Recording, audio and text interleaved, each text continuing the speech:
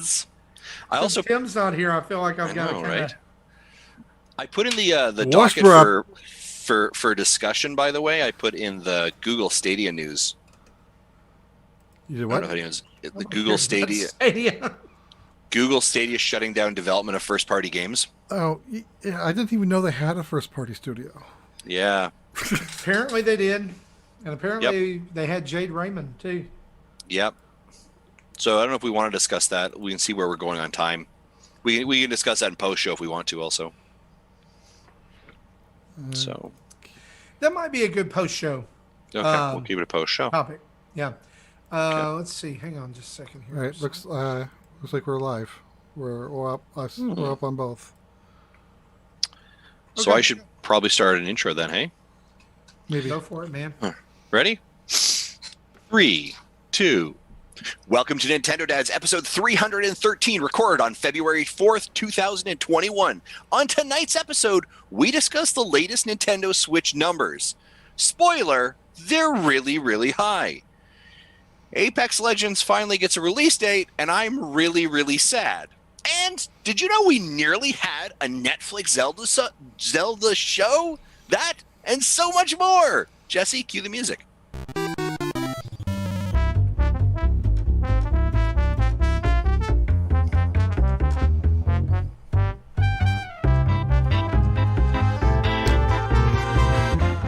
Hey, what's up, everybody? It's Marty here with Nintendo Dads, and you're listening to episode 313. It is February the 4th, 2021, and joining me tonight on the show, Justin Masson and Jesse Waldack. It's almost, but not really, like the OG Nintendo Dads have reunited. Almost. I wonder if we should start calling this, is this like the new OG? Do you know what I mean? I'm at this point. OG Mark II. Like, when did you mark your anniversary? Like 4 years in, guys. Yeah, did you get the anniversary present we sent you from HR? No. Huh. No. I gotta set a meeting up with the HR team because that's unfortunate. Or That the guy's a HR real team? jerk. Who is HR, by the way? This guy. You suckers. You know, I'm the HR. I'm all of it. Well, guys, look, here's the deal. We've got a ton of stuff to talk about tonight, but before we do that, I just wanted to say how much fun I have had this week playing Apex Legends on my Nintendo Switch. Oh, wait. Watch your mouth. I'm not going to get to do that until March 9th. Jesse, I think you have an appropriate sound effect that we need to play right here, right now. Justin was wrong. Justin was wrong. Justin was wrong. Oh, and we're going to talk about how wrong you were and so much more tonight. But Jason Mason, it's been a roller coaster of a week for you. It has. Man, buddy, I'm going to be honest with you. I am poking fun a little bit, but I remember how excited I was for Fortnite to come to the Nintendo Switch. And I also remember how excited I was for Overwatch to come to Switch. You have been hype about Apex Legends for so long, and it's like right here, almost. Yep. And are you okay? I'm gonna be honest with you. Like, we probably should have put like the live feed up in my office in the corner because it was a roller coaster of a day. I was on like additional Discord threads that you guys aren't part of, watching conversations occurring. Like, after it was announced that it was delayed, like, I just sat in my chair. Everyone else was watching GME stock. You were watching this. Yeah, and you know what? Just like GME stock, it went up and crashed very quickly. You know what I mean? Like, that was my day. We're gonna chat obviously more about that later, but it was something. Yeah, it was something. Well, I was checking in on you through the day. I do appreciate that. See how you were making it. Yep. I know it's disappointing, but hey, it's almost just a month away, right? Yep. And we'll like Justin says, we're going to talk a little Apex Legends later on in the show. But Jesse, man, how are you this week?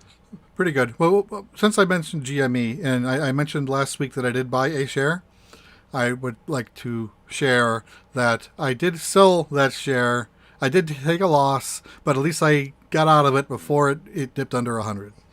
Okay. Well, I was At hoping least you you're got going to some of your money back. I hope you're going to transition. You're like, and I've successfully funded the Nintendo dads till 2025. No, Nope. if Okay. All right. if I did buy when I was 40, like I thought about, but nah, I'm like I would have gotten out at 400. Definitely. Guys, that's what we should have done with all of our Patreon money. Just invested it right in GameStop, right there. Do you know what I mean? Like, and knowing our luck, if we would have done that, then we would have had to come back and be like, once again, I'm coming to you, asking for your money. No, yeah, we should not have done that. But here's the deal: the other Bernie meme. if anything good came out of that, I was reading this week, some of the people that had invested and actually won big were buying things like Nintendo Switches and games, all kinds of things, donating them to children's hospitals. So that was pretty cool. I really hope that if they, and I did see that meme, that stuff. I hope they bought those from GameStop and not like Walmart. I did see. Just give back a little bit the more. The picture that I saw, which doesn't mean it was really related, was a GameStop bag. Shown in the article. But again, that doesn't mean. Could have used a, it could have been a stock photo. Yeah, you just come in and it's just like, hey, I just became a millionaire off your back. I thought I'd step in and buy a few Nintendo Switches for the where's your kids? Where's your discount bin? Just curious. Just looking around for that stuff. It's the whole store now. Thank you. I can get 4 Funko Pops for $1. What? Well, then you would still be paying too much. Shots fired. Guys, we've got a ton to talk about, including some other financial news. And so how about we just dive straight into the news? Let's do it.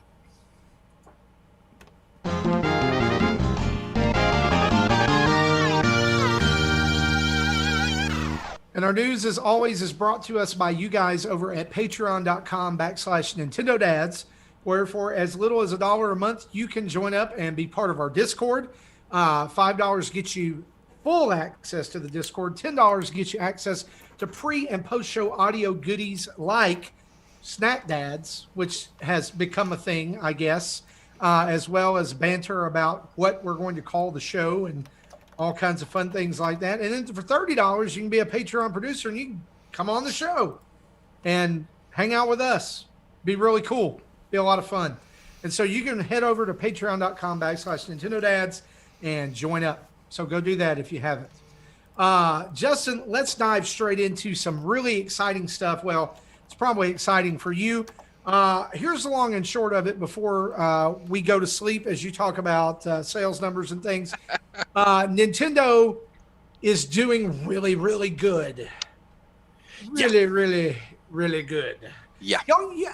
Can I just say this before we dive into this? Do you guys remember when the Switch was previewed and we were waiting for it to come out, and article after article after article after article was coming out about Nintendo's dead, this thing sucks, it's never going to do good, Nintendo's blah blah blah. I bet all those people feel really stupid right now. Yes and no, right? Because I think the challenge was, I think when you're coming off of something like the Wii U and you looked at that, you're like, you've lost a lot of goodwill, because they had earned a lot of goodwill and clout with the Wii, and then the Wii U really just destroyed that. And in an interview this week, I think it was this week, Reggie Fils-Aimé said the Switch was make or break for Nintendo. Like they had to make this happen. Yeah, it was such, and the interesting part of that as well, and as you think about it, I think sometimes it's interesting because like people give grief to a company like EA for not like having their games on the platform, right? Or Ubisoft for not having as many games on the platform. You have to remember that like the Wii U did so badly, right, that it really damage those relationships. So those third parties that were creating content for the Wii U, and I think of stuff like EA, and I think of stuff like Rocksteady, to put the time and energy and effort it takes to port a game, to get that development, like you need to recoup those costs. And when an install base was as small as it was for the Wii U, that was a risk. So you, like, as much as we're like, EA, I can't believe you're not in here, if you've been burnt really badly, and you got to remember, like EA, like when they're developing a game and putting a game on a console, like porting it, that cost isn't on Nintendo. That cost is on that development company. It's on that production company. So they're liable for the billable hours. They're liable for the discs, the production, like all that stuff. So like some poor folk who works at EA has like a stock load in their like pantry of like Assassin's Creed 3 and Assassin's Creed 4 from Ubisoft or whoever it was, because like it wasn't selling. And so that's a hard thing. So when we kind of give grief of like, why aren't you on the Nintendo Switch? It takes time to get games ready, and they were being cautious. They had to sit back and be cautious. So the Wii U damaged a lot of relationships for third-party developers, and that's why we're slowly seeing them trickle back in to the Nintendo Switch. Yeah, and I mean, I think some people would still lay some blame on EA for not trusting the Switch at this point. But we are seeing them start to open up a little bit more. But one of the things that I think we could point out here is there's been in recent months some no-brainers that could have come to the Switch, like the NHL 94 remastered or remix that's out there. Like that, to me, is a no-brainer on the Switch. You go back and look at Capcom's catalog. Like I downloaded the Disney Afternoon Collection the other day for the PS5. Yeah, why is that not on Switch? Why is this not on Switch? That All of never these are made Nintendo sense. games. It still doesn't does make not sense. make any sense. But I think you're right. I mean, there's some goodwill that's having to be won back here, and the train is starting to roll. If it wasn't already, well, I think it was already starting to roll. It's picking up steam. Yeah, I mean, and that is the thing. Like, and the challenge part of it, we do have to remember is that when someone's like, "Oh, I want that game on the Switch," it's not like they can just snap their fingers, right? No. It's a prioritization of work. It's understanding what's currently on their docket. Do they have the resources to do it? And when I say resources, I mean the staff, the office space, the infrastructure, the code. Like, there's so many things. So dev kits, if they're the first time through. Yeah. So like when people are like, "Why isn't Mass Effect 3 coming to the Switch?" You're like, because that takes time and energy and ability, and at that point when they probably started that development for the port, it wasn't known, right? It's not a snap of the fingers, right? You really want 3 if you don't have the first 2. Well, there you go. And I think Wii U proved that. Yeah, I'm busting chop for like Apex, right? Like, snap your fingers, why isn't it there? But like, it takes time to do these things, and so that's a challenge. Well, yeah, I mean, Panic Button has to work on Apex. Has to do something about it now. So let's break down some of these numbers. Sure. So the current sales figures are this: between October 1st through the end of December 31st, Switch sold a whopping 11.55 million units. Yep. Now, one thing you want to remember on that is that is the Nintendo Switch family. So that's not just Switches; it's Switch and Switch Lite together. But that's still pretty impressive. I didn't. For a total of almost 80 million units together. I didn't put them in the notes, but they did split out how many Switches versus Switch Lites, and the Switch Lite has almost surpassed the Wii U by itself. Surprise! Correct. Yeah, and that is only in a 15-month period, because remember that did come out in September of 2019. Right, so you're only a 15-month, not a huge shock there. Yeah, and this quarter, and that is a very sarcastic surprise that I say. I mean, like when the Switch Lite was debuted, I was like, this thing, it's going to sell like hotcakes, especially with Animal Crossing. Yeah. This quarter, and I think also the previous quarter, the Switch outsold the Switch Lite 2-1. Yeah. So it's pretty much a 33-66 split between the two. Yeah. Yeah. So as Jesse alluded to, the total sell-through right now, or through December 31st of Nintendo Switch units was 79.87 million units, which by the time we're getting these numbers, that means that the Switch has now outsold the Nintendo 3DS's 75.94 million units by almost 4 million units there. The only Nintendo systems that have sold more at this point are the Game Boy Advance at 81.5 million, the Wii at 101.6 million, the Game Boy at 118.7 million, and Nintendo DS at 154 million. Yeah, and we'll see it. We'll see that it has very easily passed the GBA numbers by the end of March 31st. Oh, sure. Again, because that's going to be their fiscal, right? We are only capturing we are only actually we have to remember we're only getting the 9 months of 2021 or 2020 that Nintendo is counting. This is not their fiscal quarter. This is just their quarterly reports, right? And you've got 2 consoles on the horizon with the Super Mario one in February and Monster Hunter Rise in March, at very end of March, very last part of March, in a market of Japan where it's going to be a boomer. And don't forget too that whether I know you guys are probably tired of me talking about Mario 3D World, but it's going to sell systems. Yeah. Despite our dislike for it potentially, its color design, it's going to sell. It's going to sell a lot. So I think when we see these numbers that we're going to be talking about here will be coming out in early May. Will be those numbers that will easily have passed the GBA. I'm looking at the numbers here. It's pretty safe. I believe. Here's my prediction. If you want to, where's our prediction log? I believe if we look at Nintendo's year in 2021, so to 2022, I think that it could easily pass this marker and get to the Wii's level of 101.6 million. Oh yeah. Because for the last 12 months, I think they sold 20 to 25 million. So they just have to maintain. And if a Switch Mark III does come out at some point, instant guarantee. I'm just gonna. Yep.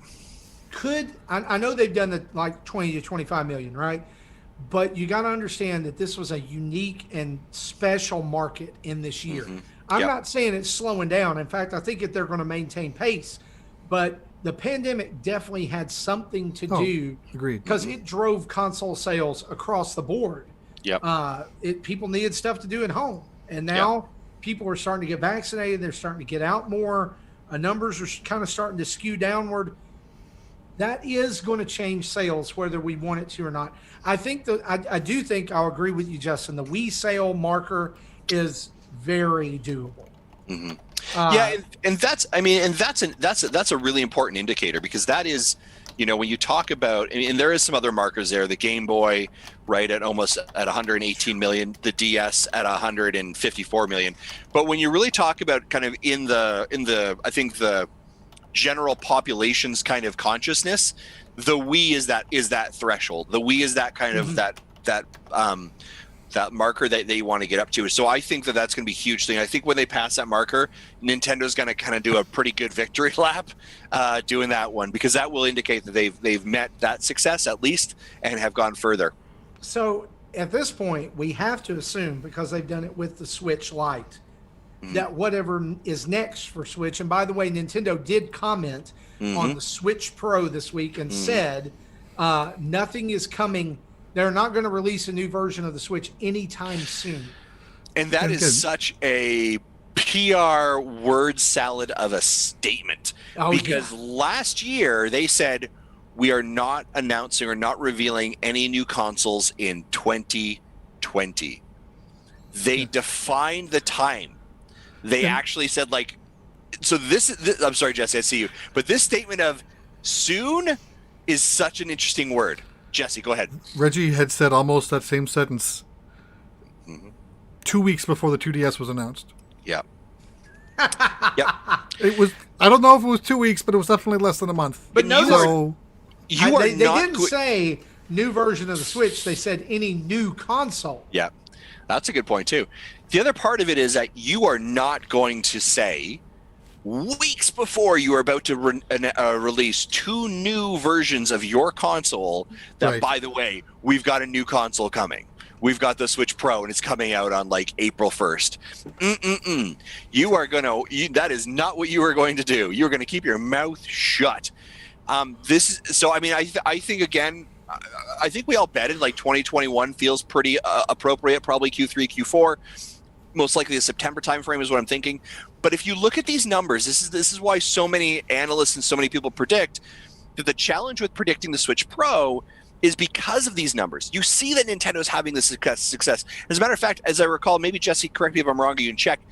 These numbers are actually better than last year's numbers. Now, yes, I know, Marty, that it was a pandemic, so some difficulties there. Higher. These are year over year better and better. So it's really hard to say better. Well, now, and here's a revision, because you typically do a revision when you begin to It's the same thing as Mario Kart 9. Mm-hmm.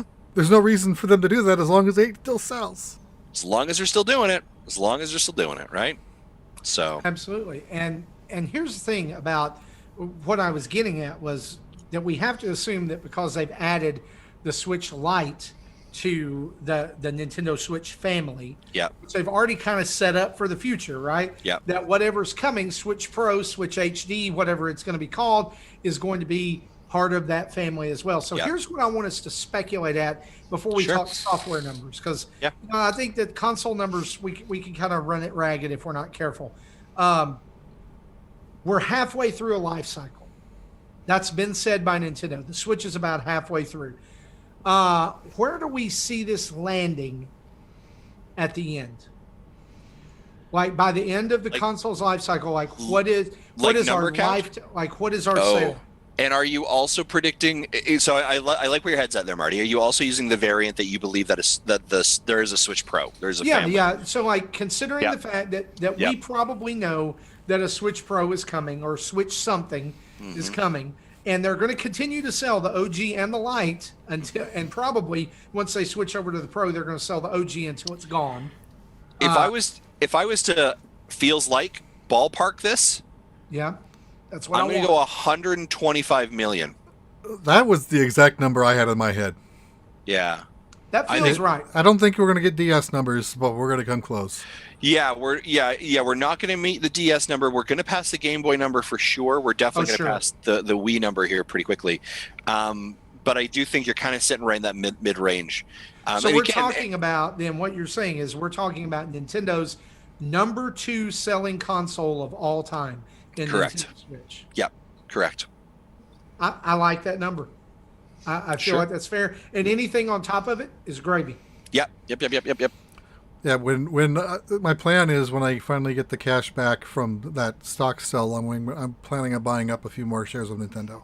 There you go. Hey, great question here. Chris94 asks, will Nintendo ever go away from a hybrid console? This is over on our Twitch chat. Thanks for joining us, Chris. And thanks for everyone, by the way, for joining us here in the chat. I see both on YouTube and on Twitch. I would highly doubt it, Chris. And the reason I say this is because nobody else is in that market right now.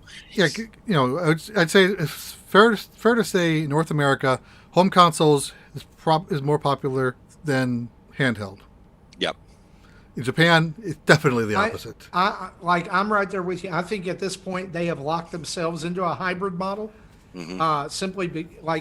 Here's how I see them going away from that. If the Switch had failed, then they could use that as basis for, or it was just mediocre, right? It's like, well, we tried it, we sold a bunch more than the Wii U, but we see that people want the powerful home console. We'll try that, but Switch has it's exceeded more than any. I think I would wager a guess that there are people internally high up in Nintendo that are shocked by how well the Switch has done.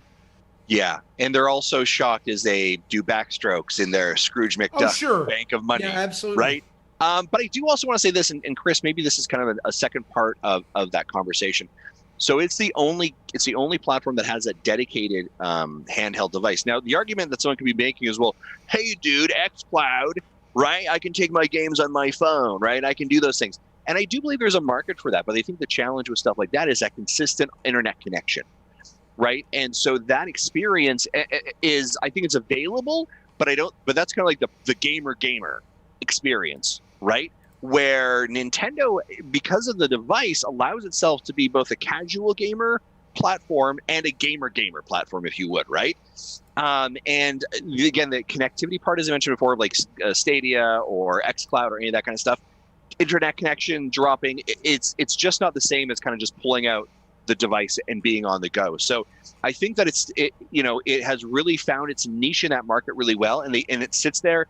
It's at an easily approachable price point, $200 for a Lite. That's in the US. It's a pretty easy price point to jump into something like this. So as long as they have that accessibility, I think they'll continue to be in that market. What they're going to need to try and do is how do they scale up, right? So if I'm in my handheld mode, that's fine, works pretty well. But I think that the spot where they need to try and compete into is that PlayStation 5, Xbox Series X space, and that has to be at up-resing, right? So how do you give that the home console a nice kick to really say, yeah, we're playing in the space effectively. That's yeah.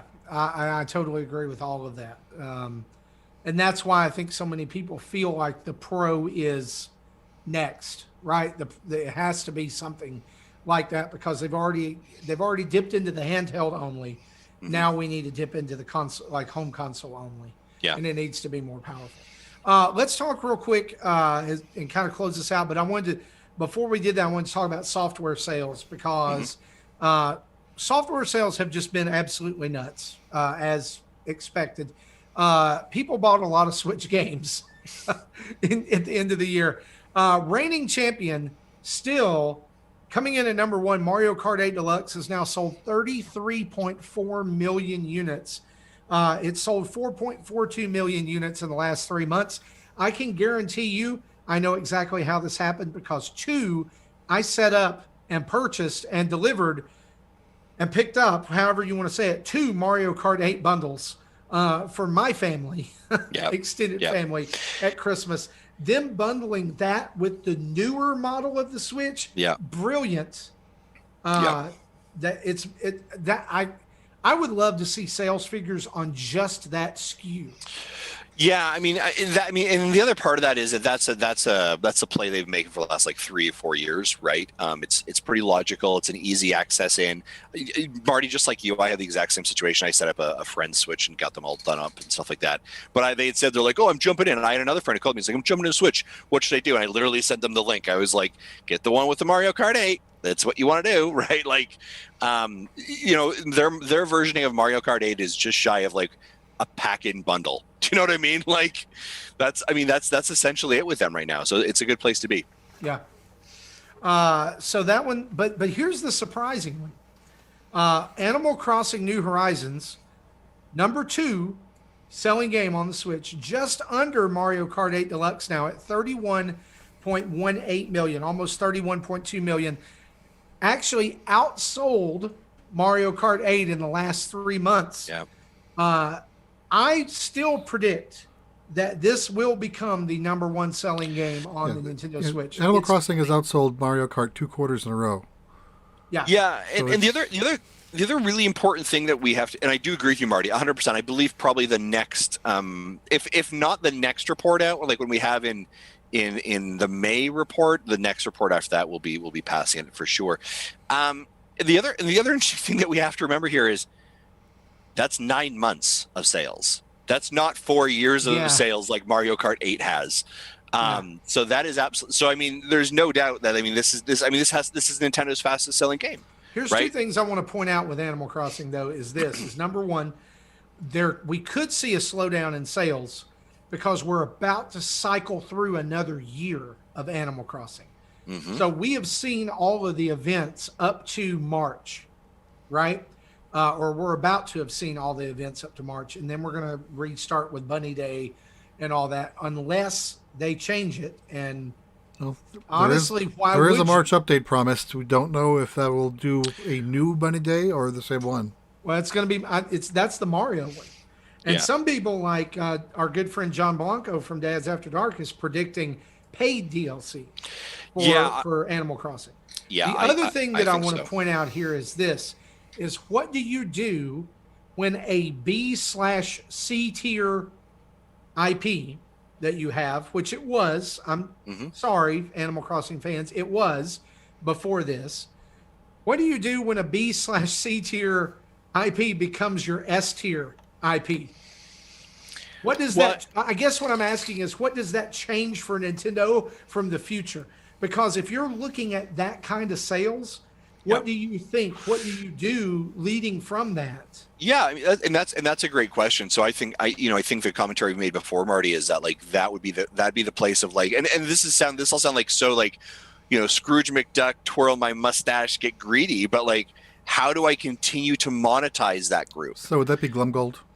I don't know. How do I continue to tap them for money to ensure that we're getting that right? How do I enter a season pass, a whatever it is, the monetization of a DLC? And then I think the other strategy I would think of is as I roll into Switch 2, right, whatever that's going to be, how do I make that like my launch title?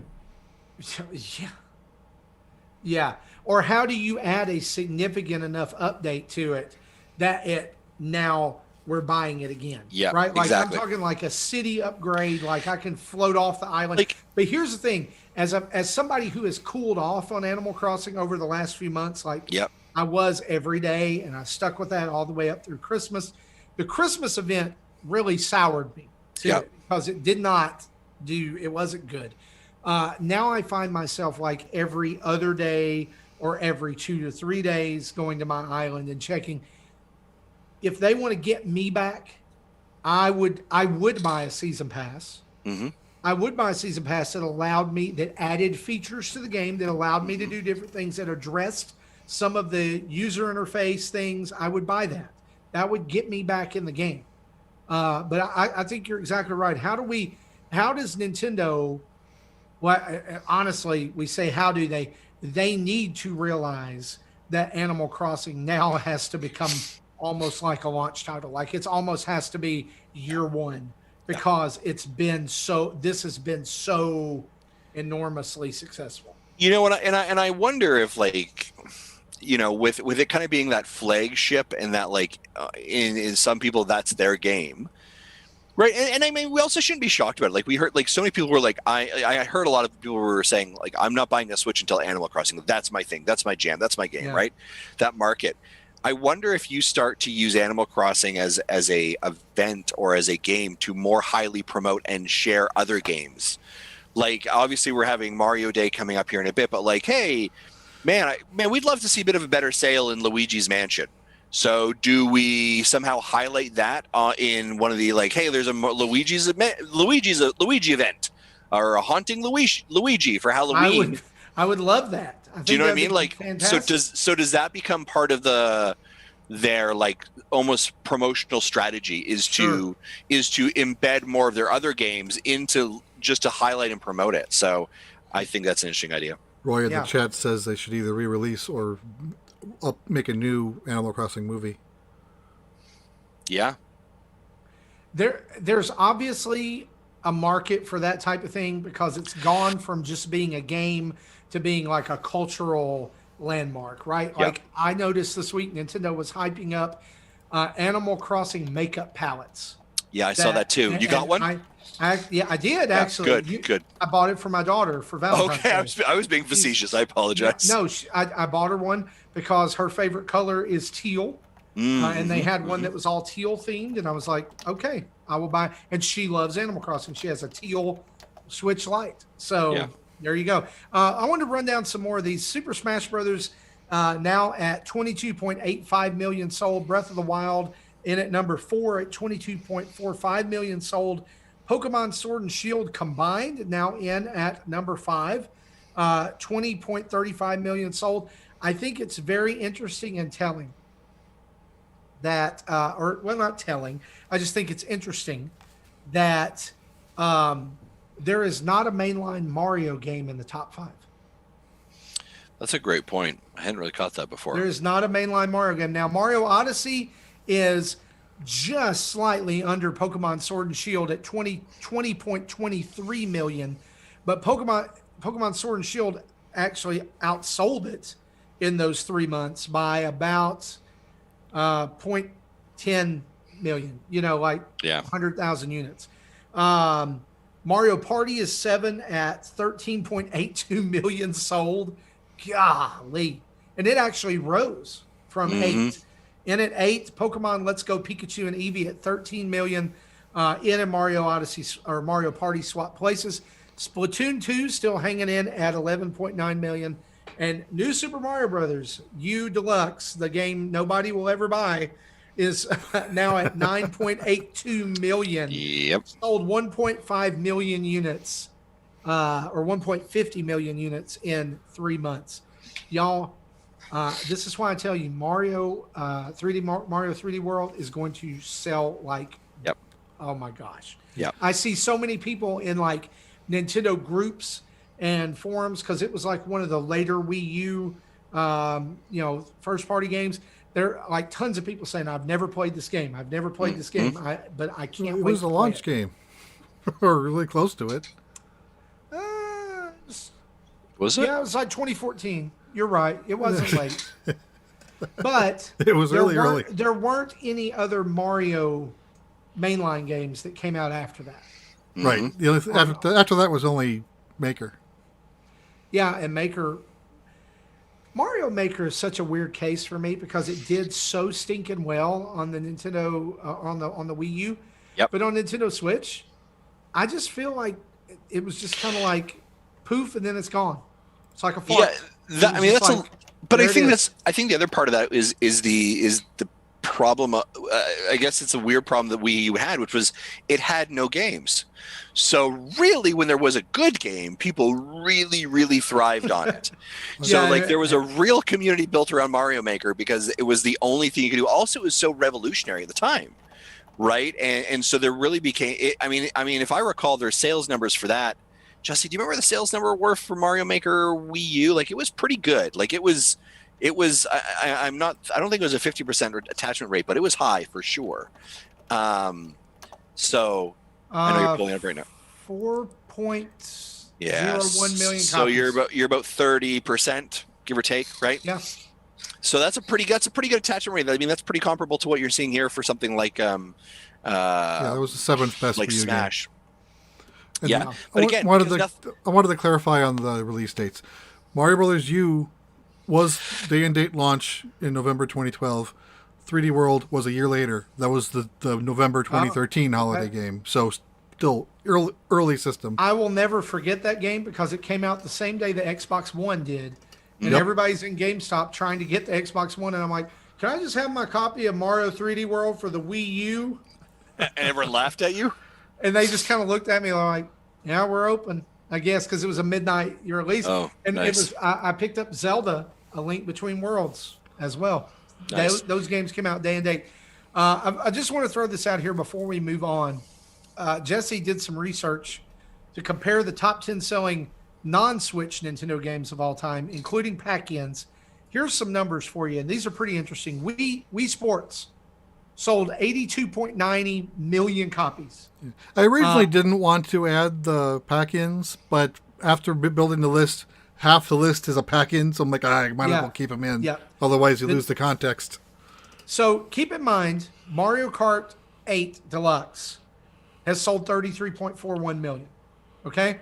The next best-selling game of all time for Nintendo is Super Mario Brothers for the NES with 40.24 million. Mario Kart 8 Deluxe is almost there.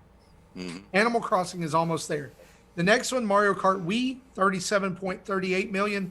Tetris for the Game Boy is 35 million.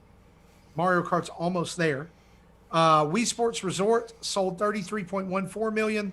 Pokemon Red, Green, and Blue for Game Boy sold 31.38 million, and Animal Crossing has almost beat that.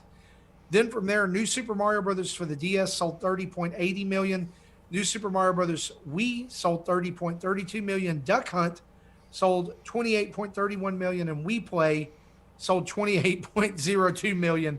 That is packed in with a Wii remote. That's why we counted that. Mm-hmm. And we won't read this whole list, but we just wanted to point out at this time, at these financials, now 20 first-party games are now million-plus sellers for the Switch. That is bonkers, y'all. The lowest one, I'll just go ahead and tell you, the lowest one was Mario Kart Live Home Circuit, which has sold 1.08 million. That means there's 1.08 million RC cars cluttering up people's houses out there. Yeah. I think the other one I'd want to call out here is actually number 13, which is Super Mario 3D All-Stars. And that's coming in at 8.32 million. And so that cycle time only out for 4 months. Was 3.5. That's true. 3.5 months, right? So when you actually statistically kind of look at the numbers from the last stats, that's actually probably the highest growing number, I would assume, the highest growth one. And again, I think that's putting that limited run, the Disney Vault-esque tag on it. I think we'll continue to probably see those numbers run a little bit as we get closer to that March 31st date as well. I think that we'll see that break the top 10 by next time. It will dethrone New Super Mario Brothers Wii U Deluxe. I think they're going to be there's going to be a push of people buying it in March just because. Because it's a ticking bomb at this point. Yep. Yeah, and for some other news, Nintendo's upcoming first-party games that we want to let you know about. Super Mario 3D World plus Bowser's Fury obviously launches a week from today as you're listening to the audio version of this podcast. And Bravely Default 2 is out February 26th. New Pokemon Snap on April 30th. Bayonetta 3, which, by the way, Kamiya, the director of Bayonetta, has basically said, forget about this game. That way it'll be a surprise when you hear about it again. That's not good news. Just sounds like it might have got a Metroid Prime 4 rework. Ew, I hope not. Metroid Prime 4, by the way, is still TBA, still hiring people to work on it. And also the sequel to the Breath of the Wild is somewhere out there, right? Breath of the Wild 2. Some people think it's going to be this year. I don't know. Some other games we want to put on your radar that you need to be looking out for. Haven, which is out right now. Brand new love story JRPG really comic book-esque. We actually got a code for it early this morning. We are going to be putting some content up on our YouTube, so check it out as well. I missed that, and after I heard I think it was John talk about it, I'm like, okay, that might interest me. I might have to look into that. Yeah, take a look at it. Code's not called for yet, so sir, you may be it. I actually think it might fall into your interest. Go. Give it to Waldack. He'll love it. Little Nightmares 2 out on February 12th. Persona 5 Strikers out this month as well on February 22nd. Curse of the Dead Gods out on February 23rd. And y'all, here's one I'm really excited about that I don't think is getting enough press. Ghosts and Goblins Resurrection is out. Marty, I've pre-ordered it. I'm so proud of you. I pre-ordered it. Yeah, that's one of the other games I want to like, but I've had a history of getting frustrated with the previous games. I'm like, I don't know if I want to deal with that. There was only one game on the Sega Genesis that I enjoyed playing, and that was Ghosts and Goblins. And I remember playing it forever. I always wanted to play the Sega version of it because I had this EGM magazine that had the launch of the Genesis and talked about that and how different it was. And it was more like the arcade. And I always wanted to play their version, never played it. I was hoping it was on the Sega Classics collection. It was not. Fair enough. Speaking of classics, Capcom Arcade Stadium comes out February. Story of Seasons, Pioneers of Olive Town out on March 23rd. Monster Hunter Rise out March 26th. And Justin, let's sit in the pocket and talk about this a little bit. Announced this week, Apex Legends coming out on March 9th. It will be kind of mid-season, but as a makeup or kind of a sorry gift to the Switch players, you will start 30 levels into the Battle Pass. Here's what I think. I think they should have just given Nintendo Switch owners the Battle Pass this time. Yeah. Hook them from the start. Like you get a free Battle Pass. Because now, did they announce anything like pricing structure or if there was going to be a pricing, like a premium pack to catch up?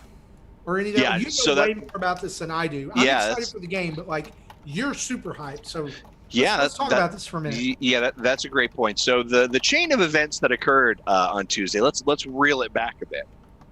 So there was a lot of rumor and speculation, and I'll be honest, I'm in a Discord, other private group that was all Apex folks who are like, hey, here's leaks of it, here's trailer stuff. So I was getting a lot of information. All the rumors were coming into a February 2nd. By the way, Jesse, your fan is super loud. Or what's going? It sounds like Tim's on the call with that's probably my furnace. Okay, I was like, vent are you okay? Here. I was concerned about you. I'm fine. Okay. All the rumors were going towards a February 2nd release, and basically probably doing a shadow drop, right?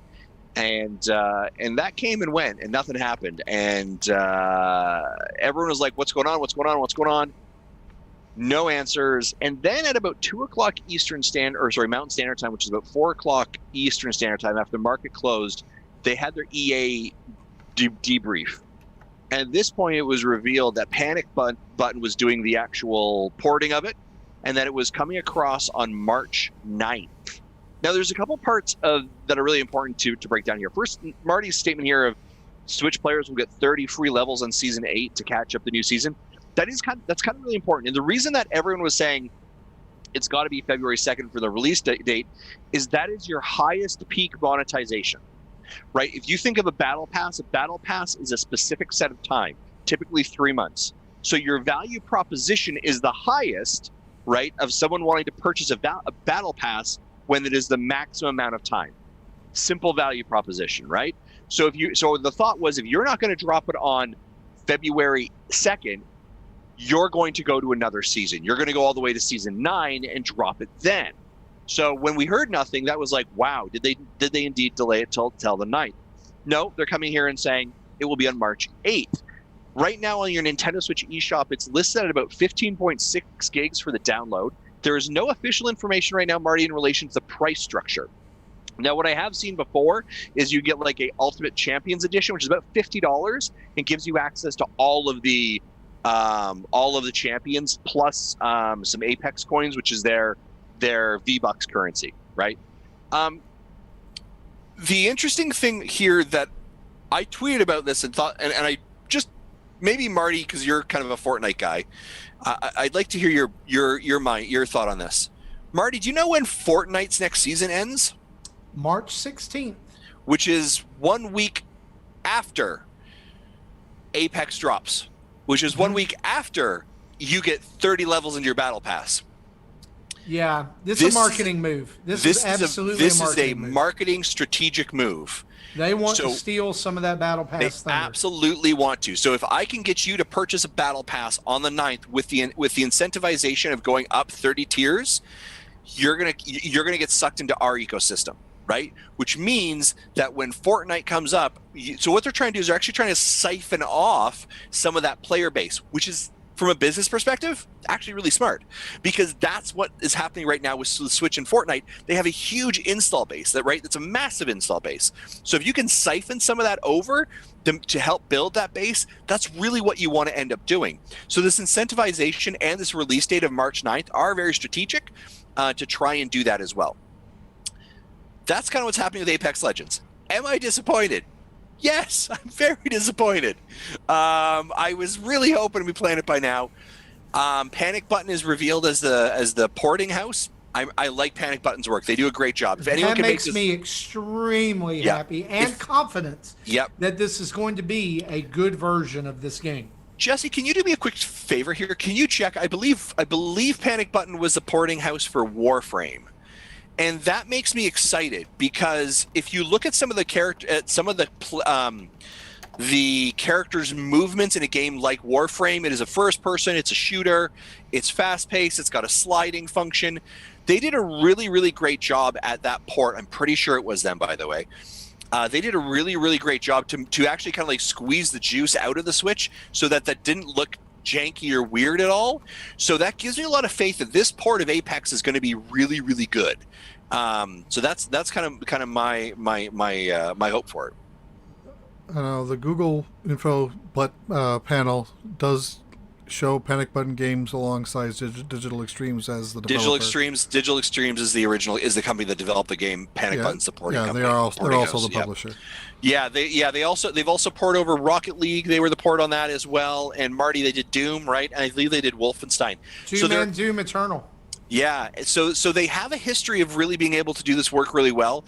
I'm excited to see what it looks like when it comes out. I think the biggest question will always be, how does it perform on the Switch? But I'm excited. Well, and also playing Doom and Doom Eternal. Let me just answer the performance question. Performance will be emphasized over looks. Mm-hmm.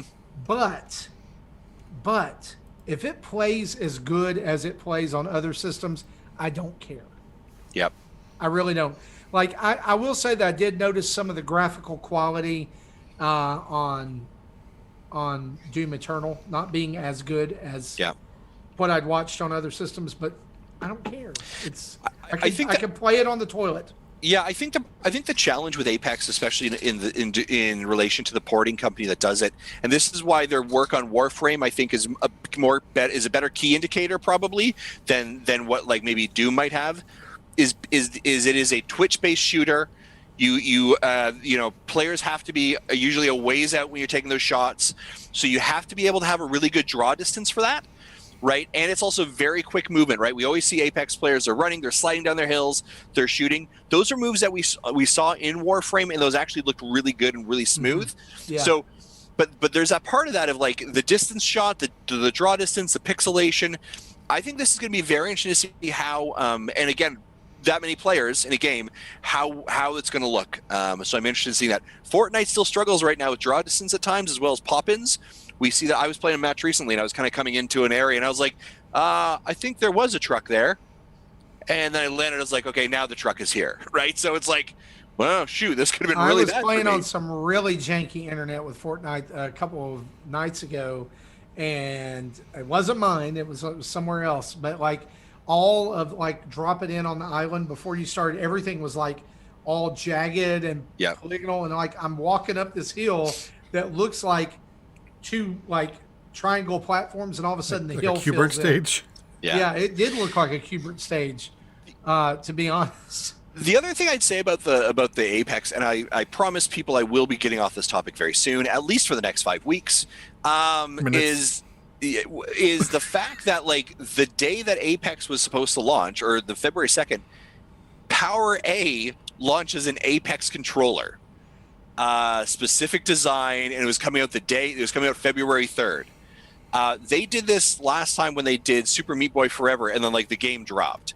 I am very wondering and very curious if the idea to delay Apex was like a 11th hour call, and then they strategically did that. I don't know for sure as well. Roy Porter in our YouTube chat here says Panic Button are evil wizards. I agree with that, but I am excited that on March 9th, ladies and gentlemen, Apex Legends coming to the Nintendo Switch.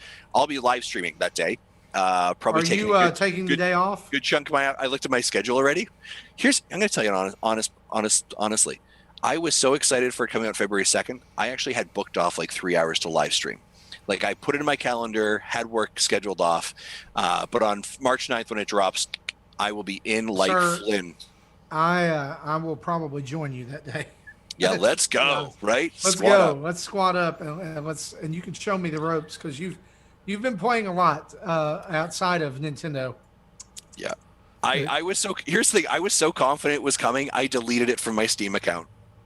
Ooh. I deleted it, and I'm like, really? I guess I know what you're doing tomorrow. Justin was wrong. Go ahead. I don't have it queued up anymore. Oh, that's fair. Come on, Jesse. That's got to be added to the soundboard, because it's going to happen more. Speaking of wrong, I just want to hover around this rumor for just a minute. Actually, before we do that, I wanted to do one more thing about the quarterly numbers. I know balance sheets are things most people don't want to look at. They don't like to look at. I find sometimes really interesting information shows up. Like in the list of assets, the number one line is generally cash and deposits. And it may or may not be the highest number of your assets. It depends on the company. For Nintendo, is it cocaine? It might as well cards. Be. So the cash on hand in this company, listed in millions of yen, is 1.1 million. So that is a lot of zeros, which computes to almost 10.5 billion US dollars. Wow. That's over 1 trillion yen in cash. Nintendo's always had a pretty fantastic war chest, and I think it just continues to show that, right? Yeah, and it had gone up almost 200 billion yen since the start of the fiscal year. Crazy stuff. Wow. Well, as good as Nintendo is doing, sometimes we have to say, "Oh, Nintendo." Oh, and this week some rumors or leaks came out that apparently back in 2015, and I remember talking about this. We're hearing rumors about the fact that Netflix was planning to produce and film and release a Netflix Zelda series. Well, guess what, folks? That was probably real. Why are we not watching this today? Well, because that information apparently, I would say this. Let me rephrase this. We're not watching it today, apparently, because that information leaked. Now, it seems a little coincidental, but we don't know if it was because of the leak or something else. But this was around the same time that Nintendo was also making deals with Universal. So there could have been something to do with that as well. And the rumor states that Nintendo also canceled, because of this, a claymation Star Fox project that was planned as well. I just want to say this, and let me preface the statement by saying I love Nintendo. Is my favorite video game company, and it will always be. I am a Nintendo guy. But this news is about the most Nintendo thing that I have heard in a long time. Yeah. Like, this is pure grade A Nintendo shenanigans. It's like they heard about the thing and they're really excited about it. Cancel it. Why would you do this? I don't understand. This is early to mid 2010s where Nintendo was really picky on the IP use. So, again, one can only imagine what would be like if this was going I on. highly right now. doubt it's only because of the leak, but that's what I agree with that. That's what a lot of the reports are claiming. But I'll say this to give the leak rumor some credit. We are talking about the same company who said we're not doing any more Smash Brothers movies because you leaked them all on YouTube in Smash Brothers Brawl. So you're not getting that anymore. It's not wrong. Like in a lot of ways, Nintendo does have that kind of like parent to child ratio relationship with their fans. Like, Right. you ruin this, I will turn this TV production crew around, and we will go home if you say anything to anyone about it, right? And sure enough, someone says like, "No, you're not, Zelda, Netflix," and it's like, "Urch!" Back we go. Back to the vault. Right? Yep.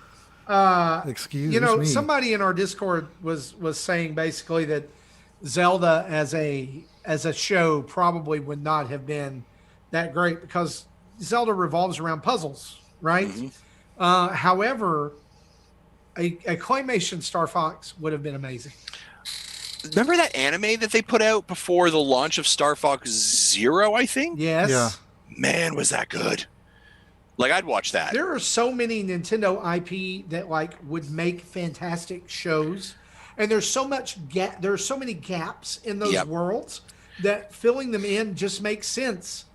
Give me a dark and gritty Metroid from the same folks that do Castlevania. Thank you. I was just about to say that. Do you know what I mean? My let's gosh. go. I would die and go to heaven. And if it was only 6 episodes or however long those Castlevania series, fine. I don't care. That's fine. Who cares? That's fine. Because you know what? I'm sorry. Castlevania Season 2 is just, it's like, it's chef's kiss. Chef kiss. You know what I'm saying? Yeah. Oh, chef, it's yeah. so good. So good. Yeah. Like, especially, and if you haven't seen Season 2 of Castlevania, go ahead and skip ahead about a minute. The end scene where he like comes into the castle and he's taking on all the monsters trying to go kill Dracula, and they're playing the freaking Castlevania music in the background. Yeah. Oh my gosh. I was like, my mind exploded. I need to rewatch that. It's been a while. I haven't seen it since I've never watched Season 3. Now it reminds me I need to go see Season 3. Could you imagine if they made like a Star Fox? Now it wouldn't be live action, but like Battlestar Galactica kind of like gritty space drama. I don't know. If they took those puppets That's from what I'm- Nintendo Direct a few years ago and made a show out of that, I'd watch it. Yep. It'd be good. If they'd have the General Pepper, we need you, Star Fox. Yeah, I think it'd be great. That's a really good impression, by the way. Thank you. Every time I play Star Fox, and he's like, "We need you," I do it. I'm like along with him. Have you ever seen Stingray or Thunderbirds? Yes. Yep. That's With the puppets. Yeah, that'd be good. That'd be a great one. Yep. If they did it tongue in cheek, Yep. it would be pretty good. Honestly, and I may get crucified for saying this, but I'm saying if they did an Animal Crossing series in the style of Teen Titans Go, it's just money. Yeah. It's just money. If If it's tongue in cheek and they're not taking it seriously, and Isabel and them are running around and hijinks and all kinds of stuff, come on. Yeah, and I wouldn't be shocked if they. I mean, they've talked about their diversification of their IPs for a while, and I wouldn't be shocked if we see that. It'll be interesting to see how the Mario movie does, right, when that finally comes out from an Illumination Studios. So if the Mario movie does good, I predict the floodgates open. Yeah, actually, as I'm looking at this, like, why does Xenoblade not have its own like anime? That seems like a no-brainer. Why does Fire Emblem not have its own anime? Because it's a sucky series. Moving on. oh. Oh, it almost turned into Megadads around. It almost here. did. I was like, sure. Let's talk another couple of news beats here. Platinum Games confirmed this week that Astral Chain is a Nintendo IP. It's not a Platinum IP. It is owned by Nintendo, which is interesting. Pretty interesting considering the fact that it is a little more adult and gritty. And there's been other games that Platinum worked on that did go multi-console.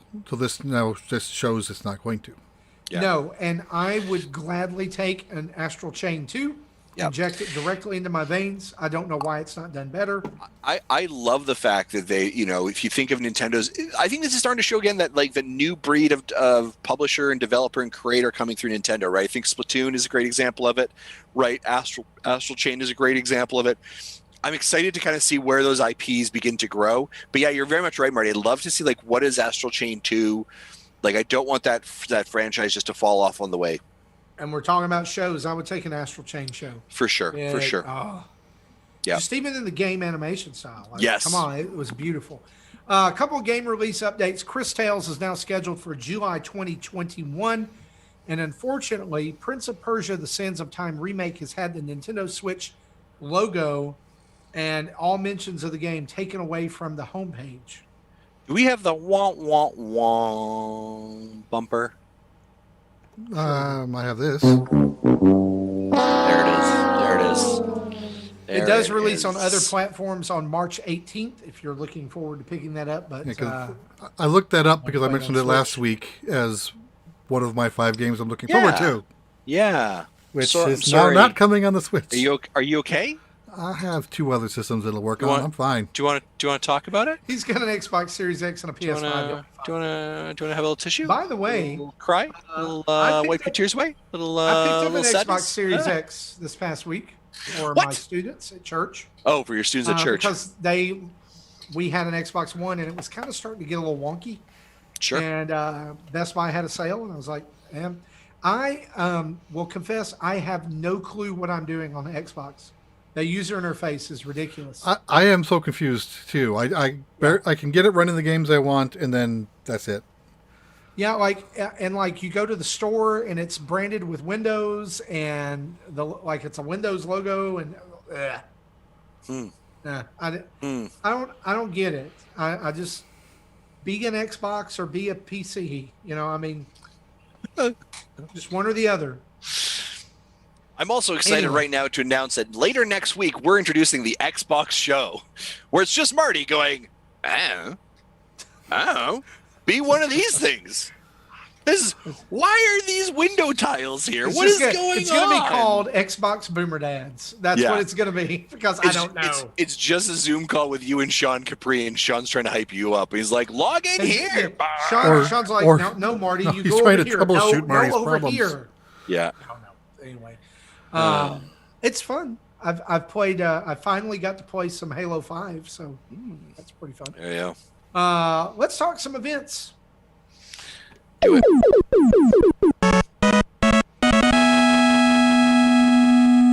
So, guys, as you know, last month, Retro Logic became the newest member of the Nintendo Dads family of podcasts, and John and Dan are doing a awesome job over there. And it's time for February's Retro Rewind. And I love this because they went, this is kind of what I wanted them to do the first month that they kind of took over Retro Rewind, because Retro Rewind is no longer just Nintendo centric as of February, because February's Retro Rewind game is Sonic the Hedgehog.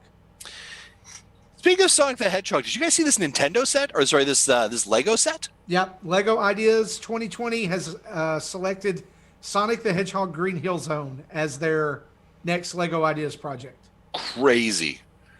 Did you also see this week that all of the voice actors retired Got all at fired the same or time? retired. Yes. Yeah, Retired. it's got to be And something Netflix else going also on has a behind the new stage. Sonic show. That is weird.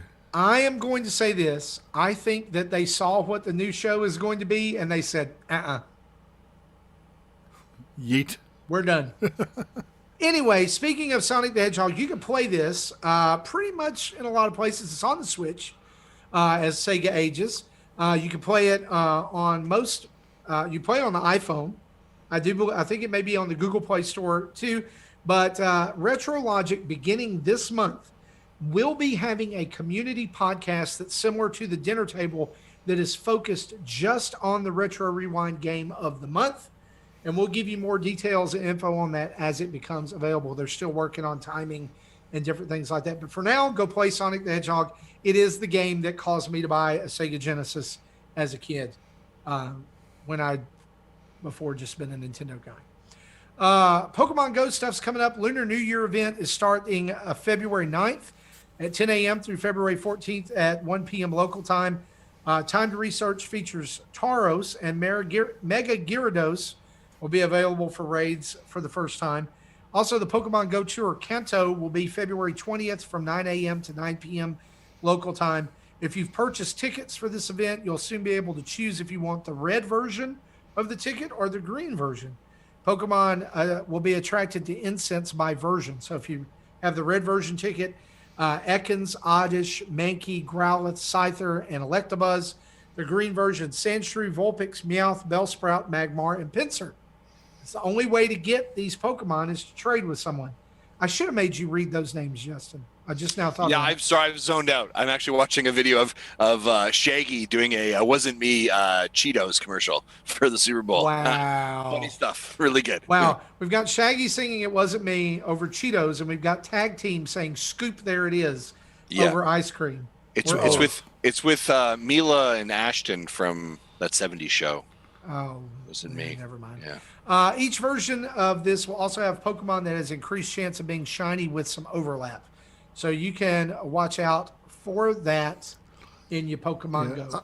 I am going to spreadsheet the hell out of this just so I can keep track of everything I've caught and what I need to trade. Because, the goal is they want you to catch all 150 of the Kanto Pokemon, optimally within the 12 hours, because that's what the event's for, but they actually will give you a whole week to finish everything.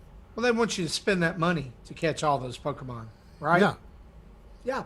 Because money's good. No, well, buying the ticket to participate is like a $12 ticket. It's not. Well, there you go. Let's move on to what we've been playing, shall we? Do it.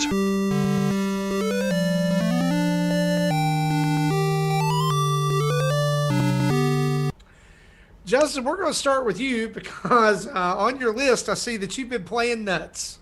I have been playing Nuts. Okay.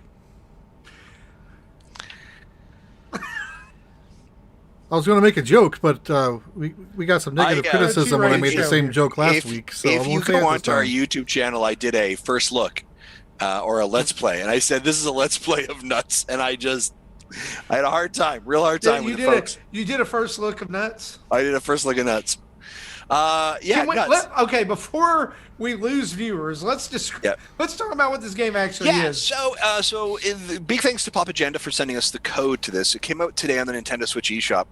It is a simulation game. It reminds me of Overwatch, or not Overwatch, Firewatch. There it is. Those are very different games. Firewatch, and you are assigned as kind of like an intern to go to the forest, and you kind of live in a caravan. And your job is to basically take photos of these squirrels, right? And you submit them back to your kind of head office because they're doing like migration trails essentially of the squirrels. But all things are not necessarily what they appear to be with these squirrels. Dun dun dun. So squirrel snap.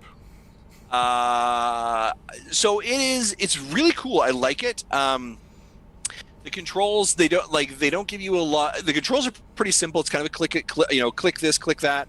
But it was really interesting because your job is once you kind of figure out your base, they tell you like, hey, go to this location, put out a camera or a remote camera. Then you're going to go back to your caravan, and you have monitors, and you have to sit and watch the screen. And when you see the squirrel, you hit pause, and then you hit print, and it prints out like a picture of the squirrel, and you have to fax that to your head office. And once you fax that to your head office, the phone rings, and it's kind of like your boss, and they're like, oh, good, you've seen the squirrel. Let me tell you a little bit of information. And through these transactions, through these interactions, the story begins to open up, and you begin to understand that, like, there's a lot going on here. There's a little bit more going on here. It is very much that, like, simulator walking game. I'm very much enjoying it. Again, it's only 4 hours long. So from a value proposition, I think I think Jesse or Marty, $20, I think, in the eShop, because I've purchased it. I don't see it.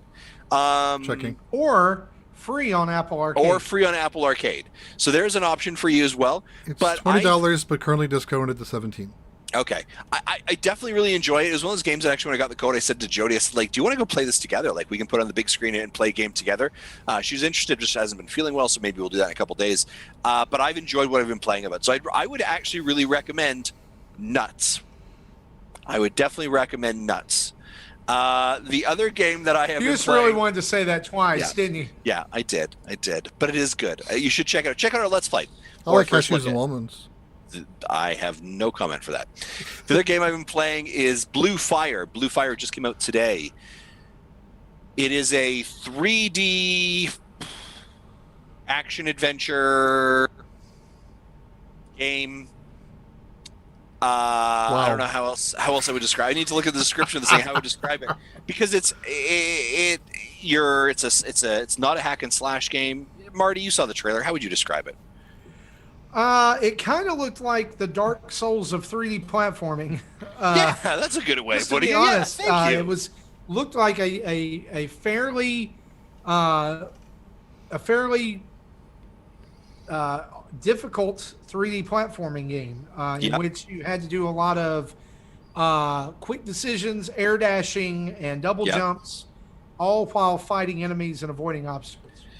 Yeah, that's a really great way of saying it. 3D platforming, Like a 3D Celeste or something like that.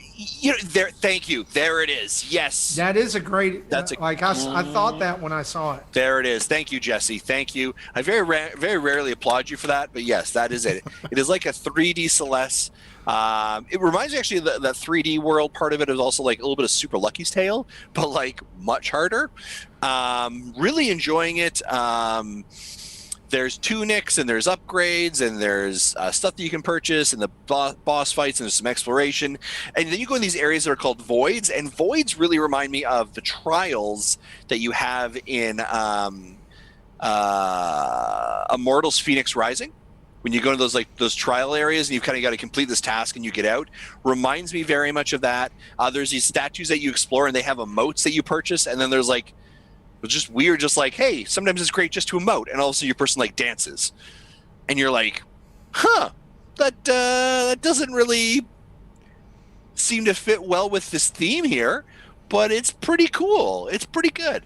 I would recommend it. I've got a first look that's going to go up tomorrow, or actually today, on it as well. But yeah, that is Blue Fire. I'd recommend that one as well. And then the other game I've been playing today is Thomas Was Alone. The demo's on the eShop, coming out in the middle of February. I absolutely love this game. We were talking about it in the pre-show with the lads here. This is like, if there is a game that feels like it is art, Thomas Was Alone is absolutely it. Just amazing. There's a story. It's simple. It's moving just blocks to another area, and then there are other blocks that have like their own personalities, and one can jump a little bit more, and they're like, he knew it was his opportunity to shine, right? And there's this kind of like different personality, and the other one was like, Yeah, sure, the other guy can jump higher, but I can't. But whatever, I'm cool. I'm small. People like me. So there's this really like it's just literally lines and blocks, but the character and their narration brings you into the story and this compelling relationship, and it's just really an amazing story. So I would highly recommend that. Those are three Justin recommends: Nuts, Blue Fire, and Thomas Was Alone. You were a junior high boy. You're like a 12-year-old. Chris asks, nuts or with your nuts? Just nuts. Just nuts. Yeah, yeah. Jesse, what have you been playing? All right, so I think you mentioned Rogue Heroes demo a few weeks ago, so I had downloaded and played that. I didn't finish it, but I can see the appeal. It does give you the ability to like lock or unlock certain parts of the map, so you can fast travel in a future run. That was a nice feature. So there's the first dungeon is 3 levels deep. I was able to, and you have to spend before you enter the dungeon, you lose all your gems. So you have to collect the gems from in the dungeon. So if you're able to get to the second floor with enough gems, you can then unlock a permanent opening. And then the same thing when you get to the third floor. So Which is good until you realize you go to that second or third floor with absolutely nothing. Right, and that's where I got stuck because I died there. So okay, I can get to now. I can, from the starting town, I can warp right to the entrance. I can go in, go to the third floor, and then I die really quick. So that's as far as I got. So this is not a game I'm going to continue just because generally I don't like roguelites, and this is kind of follows pattern. But I can see the appeal. It is very Zelda-like. So if you do like roguelike Zeldas, then this one is one to look for. I also tried the Bravely Default 2 demo, and again, it just didn't click with me. I ended up going to I don't know if it was a desert area or a dungeon area, but I just got handed. So I'm like, I don't feel like grinding, so I'm going to stop. And it gives you a time limit anyway. Once you start playing, you can only play for so many hours, which by nature discourages grinding in a game that you have to grind. So exactly, not a very good demo. If that was supposed to make me want to play the actual game, it had the absolute opposite effect. Absolute. Right. Awful. Okay. So next game I played part of is The Medium, not on the Switch. I played it on Xbox through Game Pass. It's I heard it described kind of like a Silent Hill game, and I've never played a Silent Hill game. So the game really didn't get all any creepy, at least not as far as I played. I think I got about 2 to 3 hours in, and the game's only 6 to 8 hours total, so it's not entirely large. But it's gimmick, I guess you can say. The MacGuffin here is you are a spirit medium who can talk to the dead, and from time to time you'll crouch down in pain, you have a big headache, and when you wake up, the screen will be split, with the one side being the real world and the other side being this alternate spirit world, which has similar geography. So if there's a door in one, there will be an archway in the other, so you'd be able to pass through. And if there's any people in the spirit world talking to you, you'll hold on a conversation while you're looking like a complete idiot in the real world talking to yourself, because full body movements is completely duplicated. And this character is fully aware of what's happening in both worlds. So if there's an object on the floor in one world and an object on the floor in the other, she can independently go to that area and pick them up. And in order to progress, there has to be a clear path on both halves. So like one example in the spirit world, in the lobby of a hotel, there's a spiral staircase that goes up that this little ghost girl tells you, meet me on the second floor. But in the real world, the stairs are broken, so you need to find a different way upstairs. Ah. And the blocks works both ways. There's one where in the real world there's an open door, but in the spirit world there's something covering this archway that you have to just find a knife and cut it open. So if the pathway's got to be cleared in both. So I liked the game up to that point. Then I got to a point where it was a literal chase sequence, and it starts off with the person running towards the camera. So I can't see what's in front of me because it's behind literal me.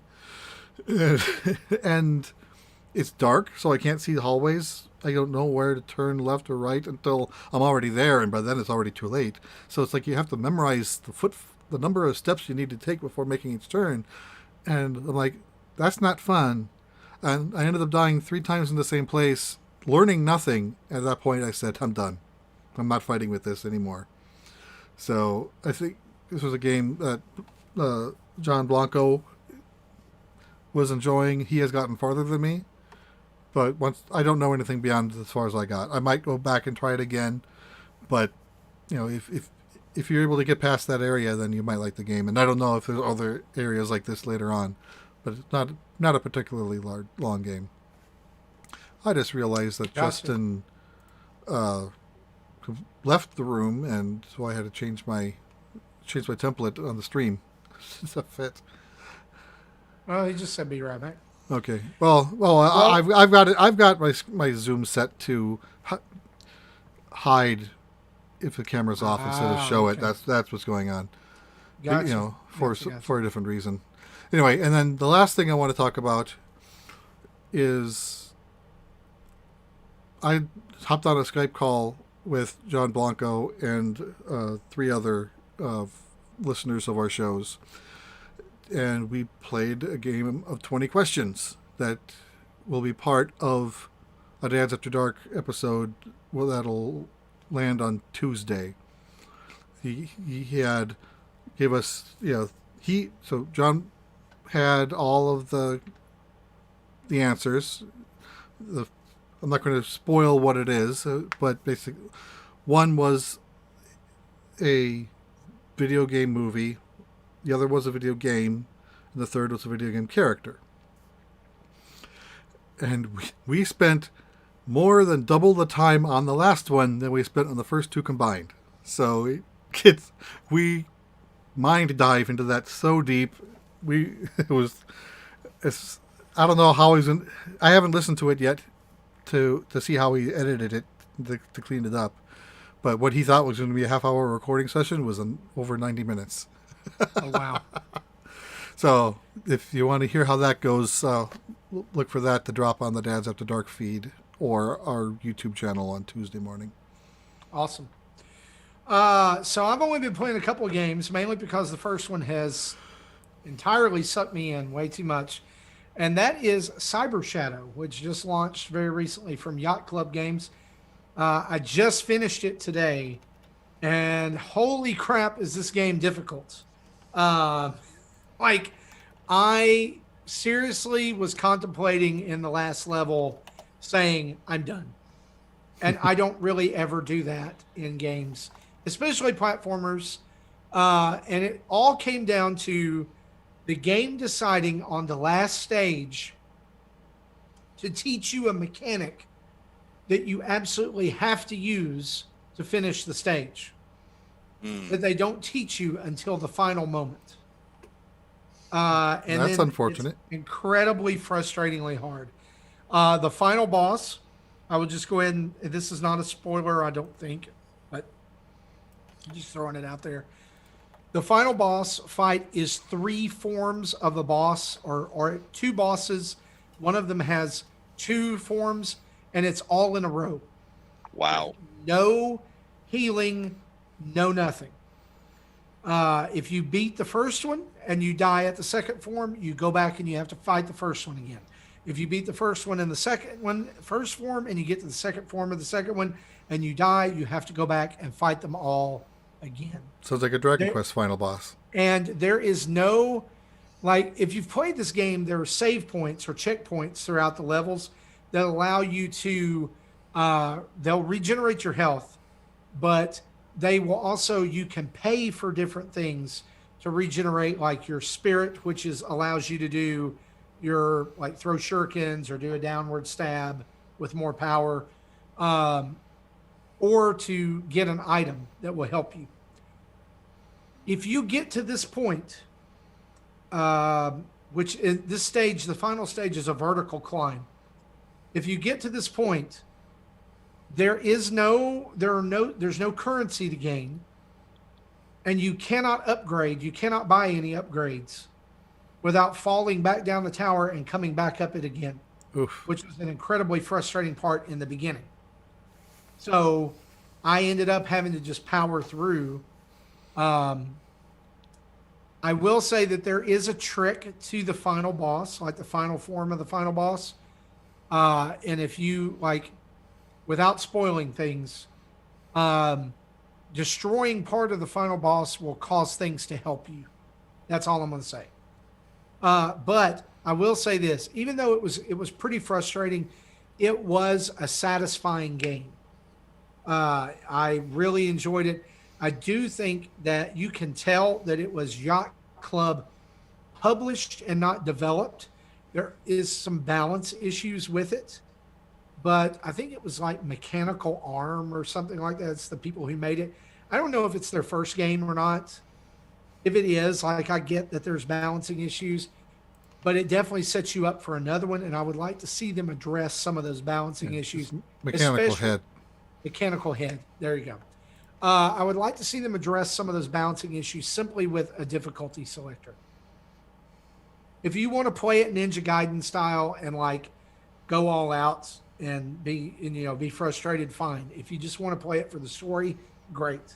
Because it was a cool story in the game, I thought. So I would recommend it, but, like, if you really, really, really are good at platforming games, like, if you can beat Ninja Gaiden, great. You'll have fun. I think Cyber Shadow might have been the first game. I don't see anything else. You'll just fly straight through it. But I would like to see a difficulty selector for the future. The other game that I've been playing is 2015's reboot of Ratchet and Clank on PS4. It's part of the PlayStation Plus Pass or pack that you get when you buy a PS5. And I had this on PS. Excuse me. Sorry about that. Hang on. Oh, the throat got a little dry. I had this. I bought it back when I had a PS4 and got about 75% of the way through it. And I think I just got derailed by something else. But if you love 3D platforming games like Mario Odyssey, different things like that, this is a fantastic game. I don't know why I didn't finish it. And I'm having a ton of fun with it now. I just, like, I bought it, or I got it and downloaded it now because I know a new Ratchet and Clank is coming for PS5. And so I wanted to kind of just have played it and have finished it. A little bit of a difficulty spike on what I think is the next to last level with a boss, but I finished that this morning and doing pretty good. So I've been enjoying that. They should make more of those.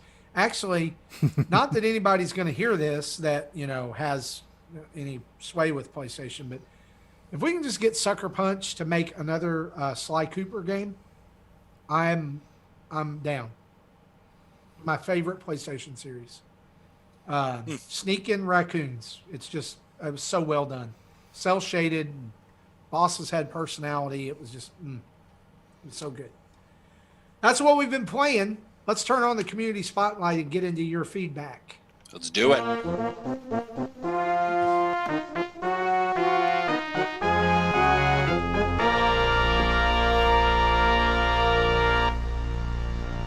Got some questions from email and Discord this week. We'll start with this one from Mecha Dragon 101. Actually, you know what, Mecha Dragon, this is a great question, and I'm going to wait and do this next week when Tim is here, because I think it applies to him and me, and I'd like to get his perspective on it. So Please forgive us. We'll skip this one. We'll put it in the archive until next week. Just so you guys know who are listening, it's a question about children that are on the autism spectrum or dealing with autism. And so we'll talk about that next week as Tim and I both kind of come from that background. So, however, he did send us in this question on Discord. How hard should you be with critiquing indie games versus AAA games? Is it right to go easy on an indie game over being much stricter with a game with a huge company behind it, or should they both be reviewed fairly and just as strict as the other one? What are your thoughts, guys? I think it's equal, right? I think that you have to make the field equal, because so I think what you have to do is you have to create a matrix or a measurements, especially a review system, that is irregardless of whether it's an indie, whether it's a AAA, whether it's a third, mid tier. I saw one of the reviewers, I think Switch Up does a great job. They break it down into 5 simple categories, and they're like, how do the controls work? How is the sound? What is the enjoyment? Like, what is the replay enjoyment? What is the value? And there's something else as well. But essentially, it's these, and so they use that formula regardless of the size of game, regardless of whether it's nuts or whether it is Super Mario and Bowser's Fury. Do you know what I mean? Like that. So the tool that you're applying should not change dependent on the shop, or dependent on the shop that builds it. So I don't think you change things. That's my idea of it. Yeah, I think pretty much any game should not necessarily be compared with other games, but more of what the best version of that game could be. And so it doesn't matter if you're an indie or a AAA.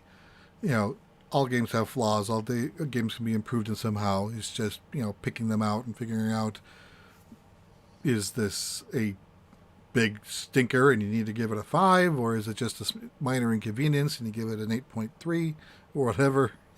So it's or if you need to compare any two games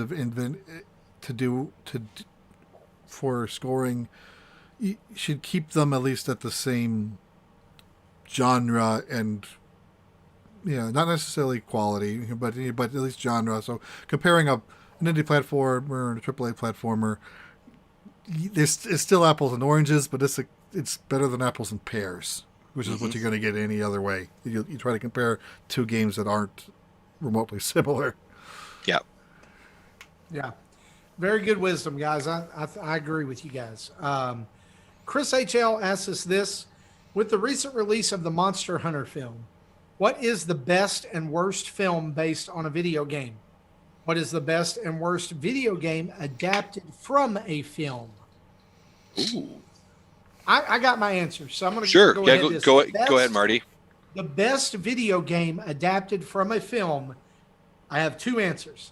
Disney's Aladdin on the Sega Genesis, or The Mummy Demastered, which is available on the Switch. It is a Metroid game. If you strip the mummy away from it, it's Metroid. And it's amazing. It's so good. If you have not played it, do not allow the Mummy franchise thing to push you away from that game. It's I had heard that about that game. Yeah, it's so great. Like, the game is better than the movie, like way better. Oh yes, absolutely. The movie's not bad. I think people kind of take a crap on it because it's Tom Cruise or whatever, but it's okay. Yeah, it's not bad for what it is. Now the other thing is, the best video game movie is Mortal Kombat. I would agree with you there. The very first one. I'm interested Mortal to see Kombat. what the new movie is going to be like. Well, it's coming out in May, and if you've got an HBO Max account, you don't even have to go to the theater. Yeah, and I wonder, I'm expecting it to be more gruesome as the later games have been. I read an interview that said that they recreated some of the game's more classic fatalities, and to expect gore. Well, that's a given. Yeah. Last year's Sonic the Hedgehog movie was good. It was above my expectations. I wouldn't say it's I the went best. in without any expectations and was pleasantly surprised. Exactly. Yeah. Because I was still expecting it to be horrible, and I would have watched it if it wasn't re-arted, if that's the word. But and just to see how bad it got. But I did like how it turned out. I know. See, I remember Prince of Persia was turned into a movie. In terms of a video game movie, it was also okay. If you forget that it was a video game movie and just look at it as a movie, it is like 100% mediocre. It's like it doesn't do anything that offends you or gets you excited. It's just there. The worst video game movie of all time. I know you think that I'm going to say Super Mario Brothers, and it's there, like it's down at the bottom of the barrel. But the worst video game movie of all time is Street Fighter. If you've never seen that, it was so bad it killed Raul Julia. Then does that make? Wow. Does this make Street Fighter the movie, the game, the worst game based on a movie? Yeah, I will go there. Because that is a god awful. We're going meta. Why did they do that? I don't get it. Justin, you've been strangely silent during this. I need to hear your answers. Yeah, I'm struggling because I don't really know. Like, I don't really like. So whenever I see a video game movie, I almost instantly say, like, I'm not going to watch that because I know it's going to be hot trash. I was very pleasantly surprised by the Sonic movie. I did see that. Yeah. You know what? Detective Pikachu. It was great. That was. I forgot really about good. that one, but yeah, that was good too. Yeah, like me and the kids, we went and watched those, and I thought that was really good. I've watched a couple of the Resident Evil ones. Yeah, a lot of people forgot that Detective Pikachu was a 3DS game. Yeah. What else would I say that's out there? For hot trash, I mean, Mario just instantly comes to mind, right? Like that series was so bad. But then movies that were made into games. You know, the one that sticks out to me that I just don't know why it sticks out to me is Waterworld on the Virtual Boy. Oh, That's just doomed twice. Yeah, I don't know. Yeah, that's a great question though. I don't really know. I am. If I go in and watch a movie that's made a video game, I just like the bar is just set so much lower. It is. Like that's about it. Yeah, good question though. Yeah, Lower than very going good out question. to see a DC movie. Well, I watched Wonder Woman 84 on HBO Max, and let me tell you, I'm glad that I didn't pay movie theater ticket prices for that. Yeah, I did like it, but it wasn't. Oh, I didn't even do that. I fell asleep an hour and a half into it and woke up right before the end and knew exactly what happened. And I had a good nap. Yeah. Here's my. I am interested in seeing the Snyder cut. Yeah, I'll watch that. I don't know why I keep doing this to myself, but I'll watch it. Yeah. Like I kept telling my wife, she was like, "Oh, Aquaman was pretty good," and I was like, "I know why you like Aquaman. Go on and say it." She's like, "Well, Batman and Superman's not too bad. Wonder Woman's not too bad." And I was like, "Have you seen Justice League?" She's like, "No." I was like, I had watched it without her, and she was like, Yep. I just kept telling her, I was like, "It's not good. It's not good." And finally, one day we were doing the show, and I came home after doing the show that night, and she was like, "So yeah, I watched the Justice League movie," and I was like, "Yeah," and she's like, "I probably should have just taken your advice." Probably should have. Yeah, and that's the closest I ever get in my marriage to hearing "you're right." So there you go. Well, guys, that has been episode 313 of the Nintendo Dads podcast. We want to say thank you to everybody as we are leaving it. Oh, sorry, Justin. I totally forgot to mention. We mentioned it last week, but I'll mention it again this week. Ladies and gentlemen, next week we've got a special guest coming on the show. That's right. Tell them who it is. It is Seth Macy from IGN, from the Nintendo voice chat. The Super Ninfrendo himself will be coming on, joining the Nintendo Dads next week. We are excited to have Seth join us.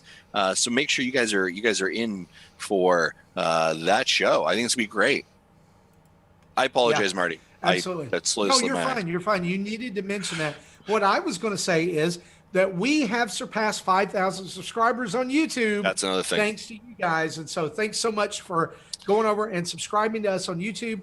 I got something else, speaking of stuff, but you got with the YouTube thing. Go ahead. Did you know we're giving away a copy of New Super Mario World and Bowser's Fury? You mean Super Mario 3D World? Whatever. Plus Bowser's Fury? Doesn't matter. Do you know if you go over to our social media, specifically Twitter page, our pinned tweet is that? That's right. You can enter to win, and we will ship it to you anywhere around the world, or get you a digital code, whatever you would like. Go over to Nintendo at Nintendo Dads on Twitter. Wow. Can I close the show now? I think so. Okay. Well, we want to say a huge thanks to our Patreon producers, Chris Mears, Dave Ernsberger, Antonio Contronio, and Christopher Waring. Thanks for backing us at the $30 level. You guys are awesome. And also thanks to all of our backers over at patreon.com/Nintendo Dads. Be sure to go over to our website, nintendodads.org, where you can check out our brand new merch store from TeePublic with tons of cool designs. You can get your favorite Nintendo Dad on whatever you want, like a mug or a sticker or a t-shirt. You can buy our brand new 300 episode celebration t-shirt over there as well. And you can check out all of our social media and YouTube videos and podcast episodes and all that at nintendodads.org. Be sure to email us at nintendodads@gmail.com for your questions to be featured on the Community Spotlight, or you can call in and leave a voicemail at 929-25-NDADS. That's 929-256-3237. We want to say thanks to OC Remix for the music used throughout the show, and a reminder for you guys, please give us a rating, a 5-star rating, and a written review on your podcast app of choice. It helps people find us. And we want people to find us because we would love them to come in. We just want to give them a big podcast hug. We can't hug for real right now. Someday we'll be able to hug for real. But right now it's just a digital hug. And you giving us a review, it helps us get more people to digital hug. Kind of weird where that went. But that's okay. For me, for Justin and Jesse and Tim, who couldn't make it this week, this has been episode 313. We'll see you next time. Bye-bye.